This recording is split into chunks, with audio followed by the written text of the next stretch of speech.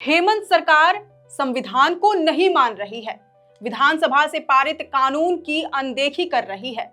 झारखंड की सरकार supreme court के आदेश, हाई कोर्ट के आदेश और अपने अंडरटेकिंग को भी नहीं मान रही है।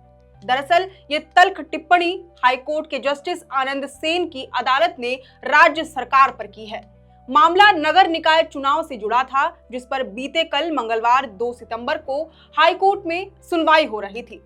इस दौरान कोर्ट ने सरकार के उदासीन रवैये पर कड़ी नाराजगी जताई और जमकर फटकार भी लगाई। अदालत ने कहा कि नियम है कि नगर निकाय के चुनाव हर 5 साल में होने चाहिए, लेकिन सरकार इसे भी नहीं मान रही है। ये तो सुप्रीम कोर्ट के आदेश की भी अवहेलना हुई। नगर निकाय के चुनाव कराने के लिए जब बार बार समय दिया गया, उसके बावजूद सरकार ने समय सीमा के भीतर चुनाव नहीं कराया। इससे ये क्यों ना समझा जाए कि सरकार बार बार जानबूझकर टाल मटोल कर रही है। ऐसे में क्यों ना सरकार पर अवमानना की कार्यवाही शुरू की जाए। हालांकि जब सरकार गिड़गिड़ाने लगी, कार्यवाही शुरू न करने का आग्रह करने लगी, तब अदालत ने आरोप गठन को रोक दिया।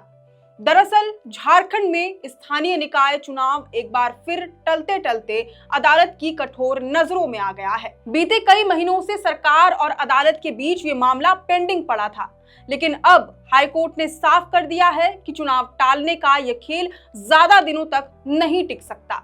सुनवाई के दौरान राज्य की मुख्य सचिव अलका तिवारी को अदालत में सशरीर हाजिर होना पड़ा। मामला दरअसल पूर्व पार्षद रोशनी खालको और अन्य याचिकाकर्ताओं की ओर से दायर अवमानना याचिका से जुड़ा है। इनका कहना है कि 4 जनवरी 2024 को झारखंड हाई कोर्ट ने स्पष्ट आदेश दिया था कि 3 हफ्तों के भीतर निकाय चुनाव कराए जाए। सरकार ने इस आदेश को खंडपीठ में चुनौती दी, लेकिन वहां से भी उसे राहत नहीं मिली। इसके बावजूद चुनाव कराने की दिशा में कोई ठोस कदम नहीं उठाया गया। सरकार बार बार ट्रिपल टेस्ट का हवाला देकर चुनाव टालती रही। अदालत ने पहले ही कह दिया था कि ट्रिपल टेस्ट की आड़ में चुनाव को रोका नहीं जा सकता, मगर हकीकत में यही बहाना सबसे बड़ा अवरोध बनता रहा।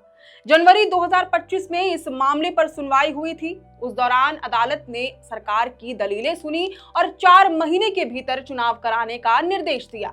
साथ ही निर्वाचन आयोग को आदेश दिया कि 1 हफ्ते के भीतर संशोधित मतदाता सूची तैयार कर ले। उस सुनवाई में राज्य की मुख्य सचिव अलका तिवारी ने अदालत को आश्वस्त किया था कि ट्रिपल टेस्ट की प्रक्रिया अंतिम चरण में है और जैसे ही ये पूरी होगी चुनाव करा लिया जाएगा।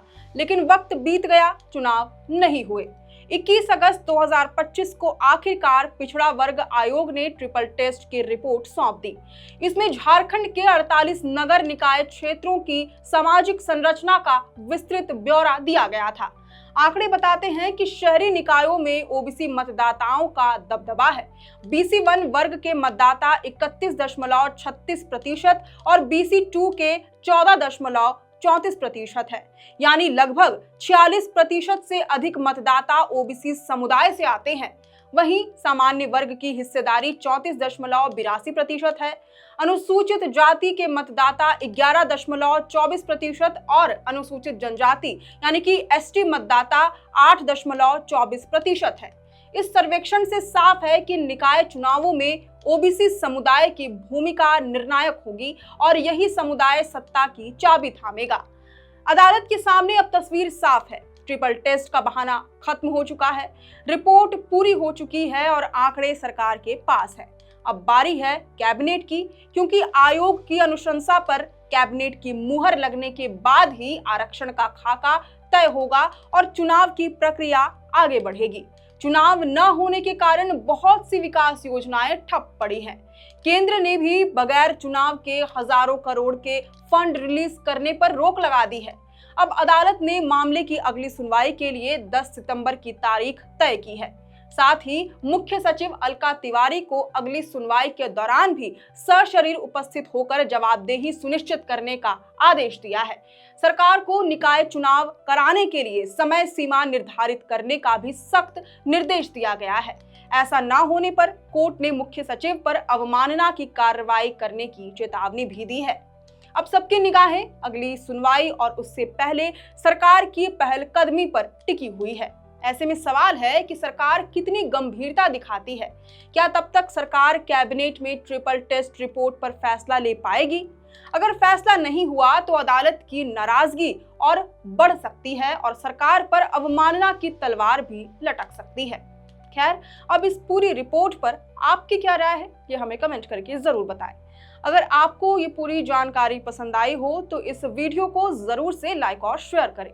हमारे चैनल लोकतंत्र 19 को यूट्यूब, फेसबुक, इंस्टाग्राम समेत सभी डिजिटल प्लेटफॉर्म्स पर जरूर से फॉलो करें। फिलहाल लेते हैं अलविदा। जोहार।